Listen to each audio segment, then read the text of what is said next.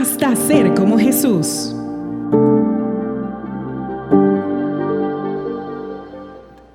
Hay algunas preguntas que a mí me han confundido. Las tenía claras en algún momento y luego me confundieron. Por ejemplo, esta: ¿completaste el discipulado? ¿Sabes? Yo mismo estaba preguntando a algunas personas en la iglesia, como pastor, estaba preguntándoles eso. ¿Completaste el discipulado? ¿Y sabes qué tuve que recordar? Que el discipulado no es un manual. Ahí está el discipulado, llévatelo para allá. Tuve que recordar que el discipulado termina cuando mi vida termine. Yo les pregunto, los discípulos de Jesús, por ejemplo, el apóstol Pedro, ¿cuándo dejó de ser discípulo? Cuando pienso en mi propio discipulado, pienso en 3 etapas de mi vida. La primera era un niño y preadolescente. Mi primer discipulador fue mi tío Enrique. Yo crecí en un hogar donde mis padres no eran creyentes, pero él persistió en conectarme con Jesús. Yo, por ejemplo, recuerdo su pequeño cuarto en una casa de bareque con techo de zinc, con una camita individual. Antes las camas individuales eran más pequeñas, ¿saben eso, verdad? Sí. Y bueno, era una cama de madera vieja con un jergón que suena mucho, con alambres. Y recuerdo él colocaba una silla frente a la cama y nos pedía a mí y a mi hermano, yo soy gemelo, mi hermano también es pastor, y comenzaba a leernos y a explicarnos. Y yo recuerdo que en ese cuarto tuvimos una experiencia maravillosa. Fue la primera vez que hablé en lenguas y fue inolvidable para mí. Pero hay algo más. Este hombre, mi tío, fue el tipo de discipulador que me reflejó a Jesús. Porque, ¿qué es discipulado? Recuerda, no es un manual, no es un curso. Pero ¿qué es entonces? Es una relación de amor comprometido, donde un creyente maduro que tiene una relación con Jesús enseña a otro creyente más nuevo cómo parecerse más a Jesús. Y lo enseña con su vida, con sus palabras, con su proceder. Yo recuerdo, yo tomé un reloj, era bastante curioso cuando niño, y era un reloj de gallinita. La gente no sabe qué es eso, no se preocupen. Un reloj despertador que tenía una gallinita que picoteaba por segundo. Eso no hace tanto tiempo. Y yo quería saber cómo era el mecanismo del reloj, así que lo desarmé. Y además de eso, quería saber si el reloj funcionaba debajo del agua. Así que lo metí en un tobo. Y sabes, este reloj era de mi tío. Y él se molestó por lo que ocurrió. Sin embargo, esa tarde, él nos había prometido a mí y a mi hermano una salida para ir y comer algo. Y a pesar de que se molestó y se sintió enojado por lo que yo hice, dijo: déjalo ahí, vamos. Y fue y salió con nosotros. Y yo recuerdo, me trató de una manera tan amable, tan amorosa, que antes de llegar de regreso a casa, miren lo que hace un niño de 7 años. Lo tomé por el brazo y le dije, yo no le decía tío, le decía Enrique. Enrique, ¿qué quieres? perdóname. Lo que hice estuvo mal. Y él me miró y me dijo, ya te perdoné. Esa es la relación entre un discípulo y su discipulador.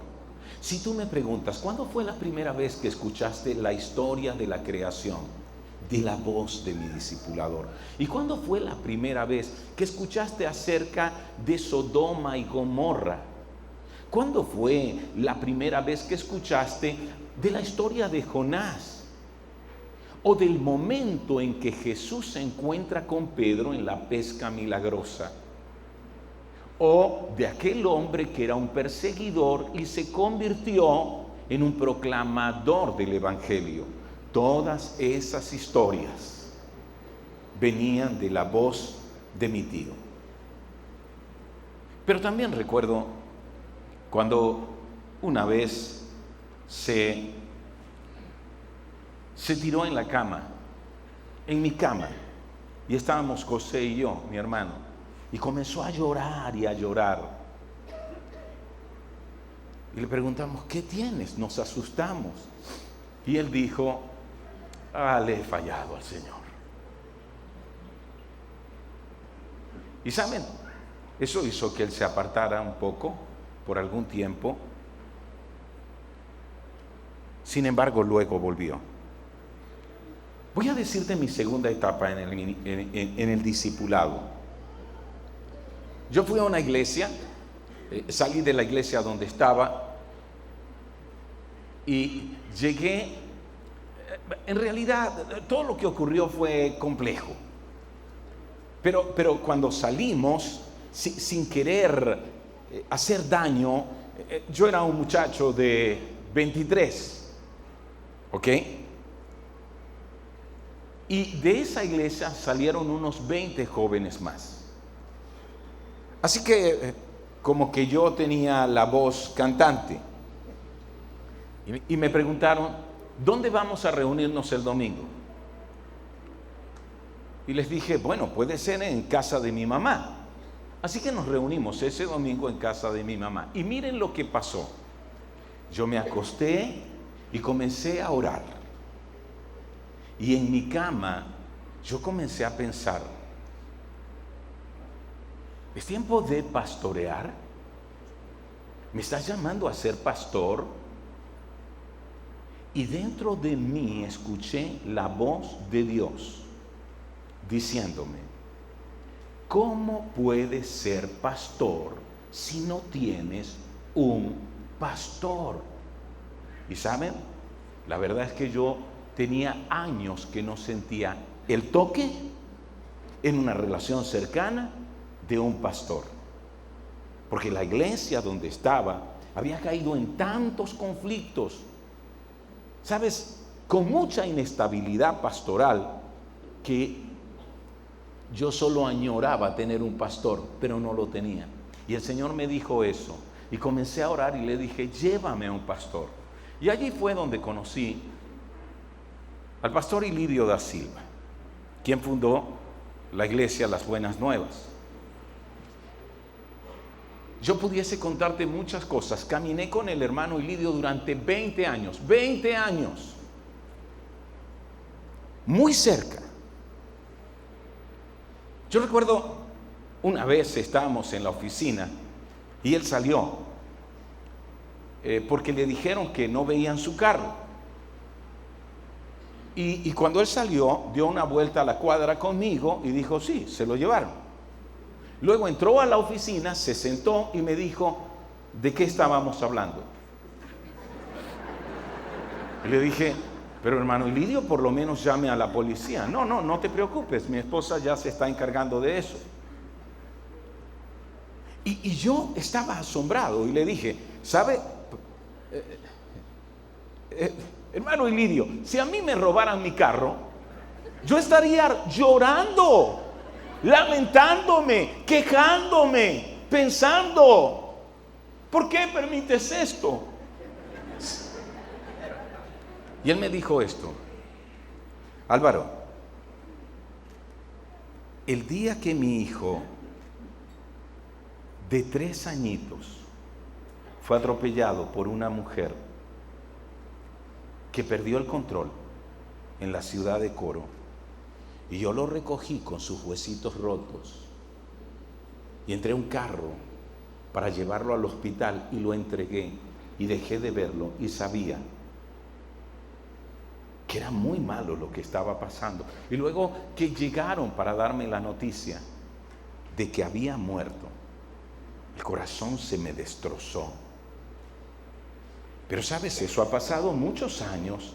Sin embargo, eso me enseñó que ninguna pérdida material vale la pena llorarla tanto. ¿Y saben qué? Eso hace un discipulador con su discípulo. Pero también nos llevó, mi esposa se llama Aura, a mí y a Aura a un restaurante con su esposa Sara. Sara aún vive y Sara es una buena amiga, ¿ok? Estoy hablando de la esposa del pastor Ilidio. Y ahí Sara dijo, ¿saben? Ilidio está muy mal. Y bueno, algunos saben que yo soy psicólogo. Así que cuando él comenzó a hablar y a llorar de que sentía la casa grande y sola, yo sabía, él está en esa etapa que se llama nido vacío. Pero pudo ser tan transparente con nosotros como para llorar a nuestro lado. Cuando el hermano Ilidio murió, ¿saben cuál era la pregunta que rondaba en mi mente? Eso ocurrió hace 10 años. El tiempo pasa muy rápido, ¿no es cierto? Lo único que yo me preguntaba era, ¿con quién voy a conversar? ¿A quién voy a hacerle preguntas difíciles sobre el ministerio, sobre el conflicto con las ovejas, sobre cómo impulsar a otros, sobre qué hacer para ser justo en la manera de poner límites o disciplinar a alguien? ¿Con quién voy a conversar? Y yo sabía que necesitaba seguir siendo un discípulo. Pero ¿saben cuánto tiempo pasó para conseguirlo? 5 años. Y a veces revisaba mi corazón y pensaba, ¿será que soy demasiado orgulloso como para buscar un mentor, escucharlo y seguirlo? Y ocurrió algo muy especial. Un amigo, pastor, el pastor Jair Ríos, un hermoso hombre que pastoreó en la ciudad de Caracas y ahora está en la presencia del Señor, me dijo, Álvaro, tú tienes que conocer este ministerio que se llama Pastoreo de Pastores. Y tienes que conocer al hombre que lo dirige. Y vamos a un retiro. Y yo sé que estaba ocupado para esos días. Y Jair insistió y me dijo, por favor, haz espacio. Y le dije, muy bien, de los 4 días solo podré estar 2 y medio. Así que me voy a ir a la mitad. Y él dijo, no importa, pero valdrá la pena que vayas. Y cuando yo comencé a escuchar a ese hombre llamado David Corfield, yo pensé, hay tanta conexión entre lo que él enseña y dice y lo que yo he aprendido y enseñado a otros. Hoy él es mi mentor y mi discipulador. Mira, yo tuve un padre en la fe, mi tío Enrique. Yo tuve un discipulador que me llamó al ministerio. ¿Sabes eso? Un padre en el ministerio. Y hoy tengo a un mentor para el ministerio. ¿Qué es discipulado? ¿Recuerdas lo que dije? Es una relación de amor comprometido, donde un seguidor de Jesús con más experiencia, más maduro, se conecta, hablando de conexión, con otro seguidor de Jesús que es más nuevo y le enseña a ser más como Jesús, con su vida, con sus palabras.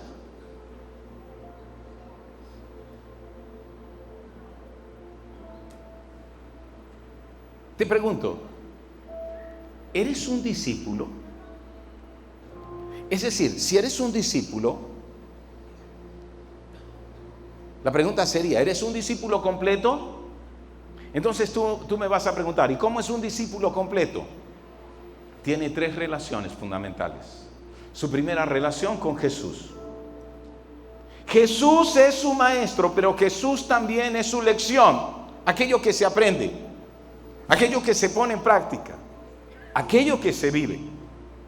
Segunda relación, tiene una relación con un discipulador. Tiene a alguien de quien aprende y a quien sigue. Hey, tu discipulador puede ser también tu mentor. ¿Y quién es un mentor? Es alguien que ha llegado a un lugar donde tú quieres llegar y está dispuesto a ayudarte a llegar allí, inclusive a impulsarte para que vayas más lejos, porque tiene también esa clase de relación de amor comprometido. ¿Tienes un discipulador o un mentor? Yo sé. Tú me vas a decir que has querido, pero que no te prestan atención, que no te ponen cuidado. Yo le dije, pero ni me busca, ni me llama, ni me hace caso, ni me pregunta. Cambia esa mentalidad. Si tú quieres ser un buen discípulo, tú buscas, tú llamas, tú haces preguntas.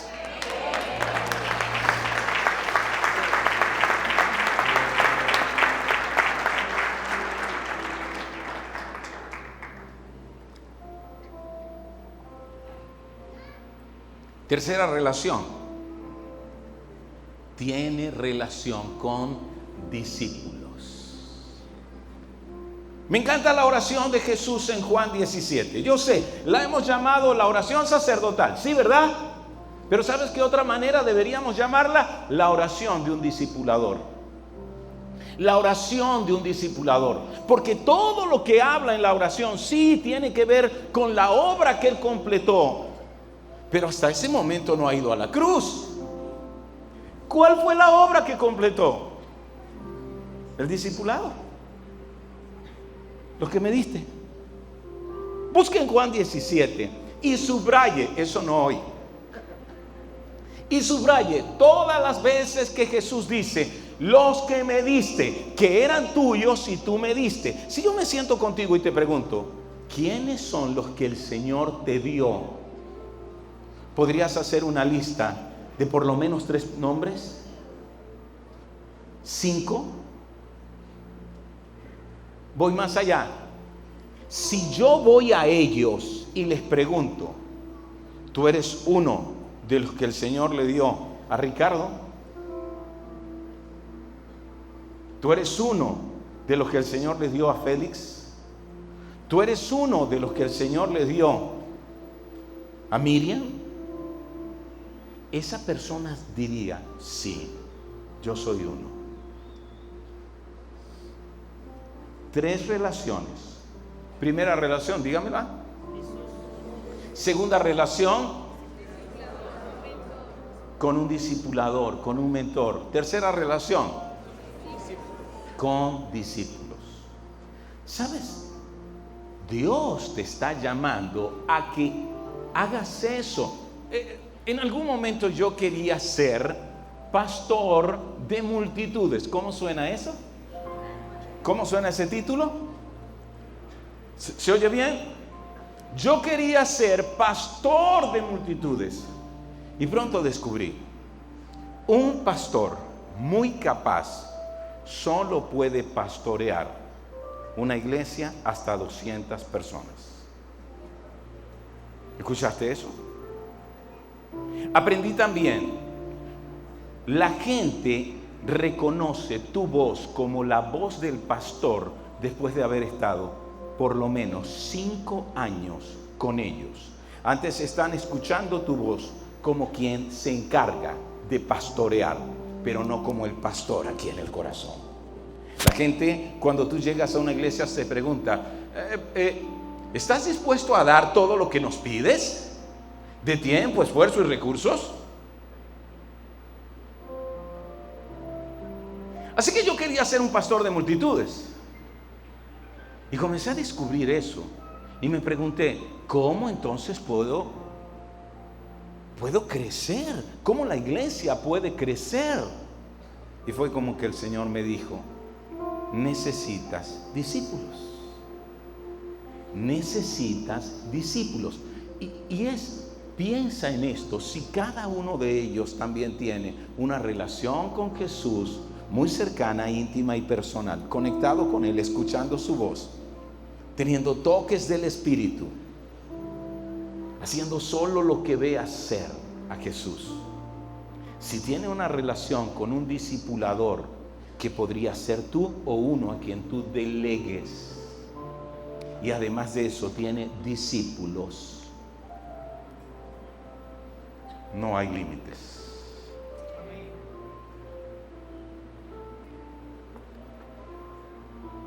Vamos a ver, yo sé, vas a decir, Pastor Álvaro, ¿viene a decirnos eso? Yo vengo a recordarles la Gran Comisión, pero quiero que la revisemos en todo su contexto, en su contexto. Por eso no la voy a leer directamente desde el versículo 19, sino desde el versículo 16 de Mateo 28. Entonces los 11 discípulos salieron hacia Galilea y se dirigieron al monte que Jesús les había indicado. Va a dar la gran comisión, pero ¿quiénes aparecen en la escena? ¿Quiénes van a recibir la gran comisión? Los discípulos. ¿Entiende? Para recibir la gran comisión, primero tienes que ser un discípulo. Además de eso hay algo interesante. Dice que se dirigieron, salieron hacia Galilea y se dirigieron al monte que Jesús les había indicado. ¿Saben que esta es una larga caminata, es una larga travesía? Ellos están en Jerusalén, donde Jesús resucitó. Por cierto, antes de ir a la cruz, Él dijo, miren, voy a la cruz, voy a resucitar al tercer día, espérenme en Galilea. Mucho caso. Tuvo que aparecerse, convencerles que Él había resucitado, todo aquello, ¿verdad? El desayuno frente al mar, y enviarlos a un monte. Se cree que ese monte es el monte donde Jesús se transfiguró, pero el recorrido es larguísimo, de todas las naciones. Maravilloso. ¿Cuál es el centro de la gran comisión? Hagan discípulos. Repítelo, por favor. ¿Cuál es el centro? Pero ese hagan discípulos toma fuerza cuando antes ha dicho vayan.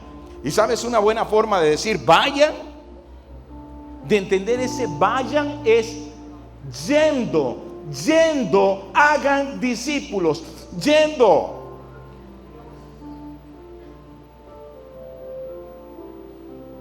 Comparte con tus discípulos la mesa y el camino. El camino y la mesa. ¿Cuándo fue la última vez que te sentaste a comer con tus discípulos? ¿Cuándo fue la última vez que hiciste un viaje con ellos? Saben, muchas veces, Aura y yo hacemos algún viaje y nos llevamos a nuestros discípulos. Y les digo, a mí me gusta manejar. Es más, si usted me invita para llevarme, casi que yo le digo, déjame a mí. A mí me gusta manejar, a mí me gusta estar detrás del volante, sentir el motor. ¿Ok? He tenido que bajar un poquito el peso del pie, pero me gusta manejar. ¿Pero por qué me los llevo? ¿Para que me manejen? No. Porque si voy a Caracas, 4 horas de ida, 4 horas de vuelta, es mucho lo que vamos a conversar. Yendo, hagan discípulos. En tu trabajo, en tu lugar de estudio, en tu comunidad, en tu casa, Yendo haz discípulos. Camina con ellos. Comparte tu vida con ellos.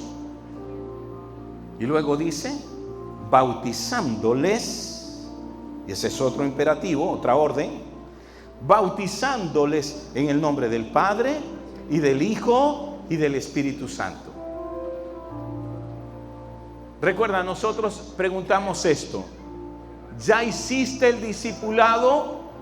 Para ver si lo bautizamos, ¿sí o no? Ya no pregunto así, ya yo no pregunto así, ya yo pregunto así: ¿iniciaste el discipulado? ¿Cómo que si lo inicié? Ya lo terminé, me dice alguno. Y le digo, no, apenas estás comenzando. Esto es toda la vida. Ahora, el bautismo es maravilloso, pero en el momento en que Jesús dijo, bautizándoles, ¿qué escuchó la gente en la lengua en que Jesús está hablando? ¿Saben lo que escuchó? Sumergiéndoles.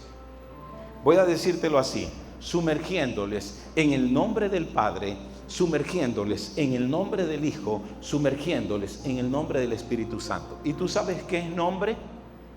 Es el carácter. El nombre es lo que la persona es. Por eso la Biblia dice una y otra vez, su nombre es. Su nombre es. ¿Qué significa? Que Él mismo es santo, eterno. ¿No es cierto? Entonces vamos a decir, vas a sumergirlo en quien es el Padre. Como discipulador, sumerge a tus discípulos en la experiencia del amor del Padre. Sumerge a tus discípulos en la experiencia del amor del Padre, porque muchos de ellos lo necesitan tanto. ¿Saben? Mi padre fue un hombre indiferente. Fue un padre proveedor, pero él no sabía hablar conmigo. Él no sabía abrazarme. Si tú me preguntas, ¿usted recuerda algún abrazo que le haya dado su papá? Y lo único que viene a mi mente son algunas palmaditas de feliz año, hijo. Eso, ¿ves? Pero yo recuerdo el abrazo de mi tío. Yo recuerdo el abrazo del pastor Ilidio.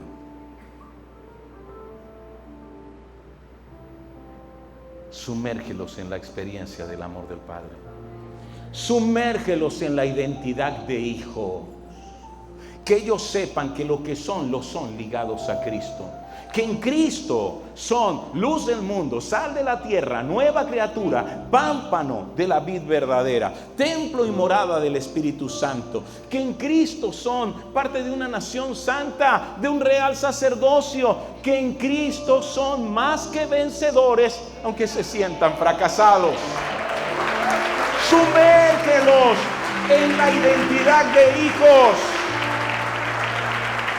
Y en tu discipulado, sumérgelos en el poder del Espíritu Santo.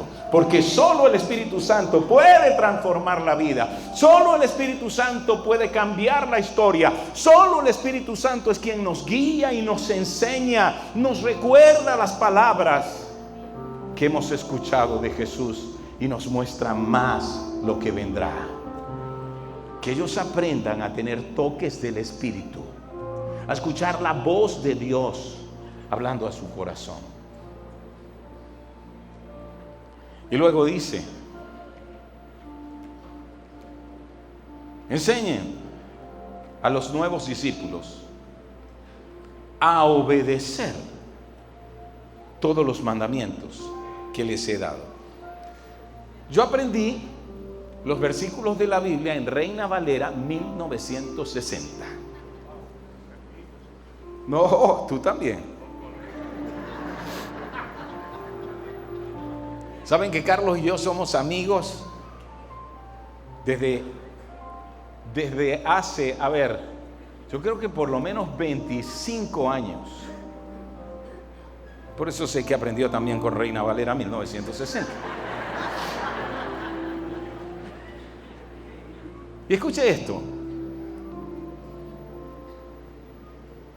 En Reina Valera dice, a guardar todo lo que les he enseñado. ¿Y sabes cuál era nuestro énfasis? Memorizar. ¿Guardar qué era? Guardarlo aquí en la mente. ¿Qué era?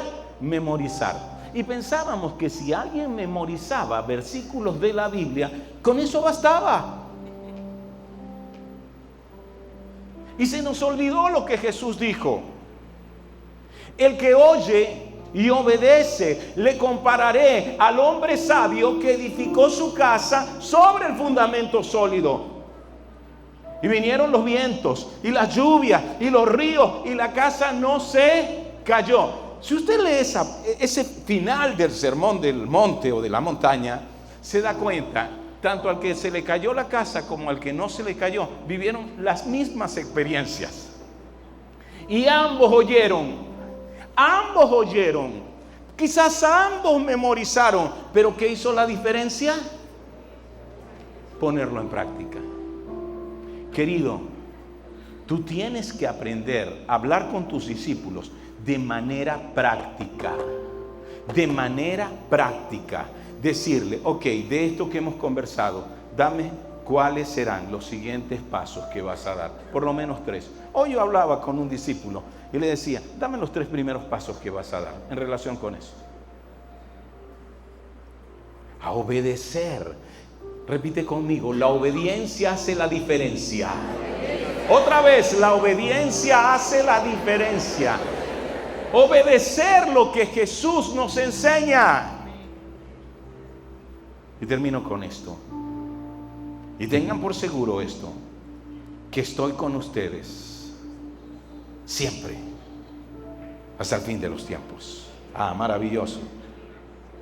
Pero ¿cuántas veces tú has recitado esa promesa desconectándola de la gran comisión? A ver, ¿cuántos? Yo he hecho eso. ¿Cuántos han recitado esa promesa desconectándolos de la gran comisión? Solo yo. Sí, es que mi ignorancia de las escrituras es... No, porque el Señor dice que Él estará con nosotros todos los días hasta el fin del mundo. Pero recuerda, las promesas del Señor generalmente tienen un condicional. ¿Sí o no? El Señor nos ama incondicionalmente. Su gracia es inmerecida. De hecho, eso significa gracia, favor inmerecido. Pero sus bendiciones, sus promesas, generalmente tienen un, si haces esto, entonces... Escúchame eso. ¿Quieres que el Señor esté contigo de forma especial, diferente, como no lo has experimentado, guiándote, dirigiéndote, enseñándote?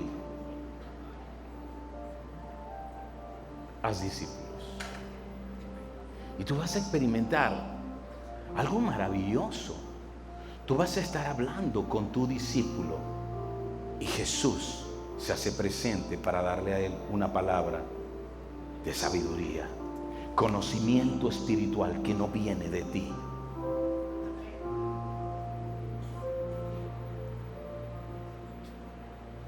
Esa es la gran comisión.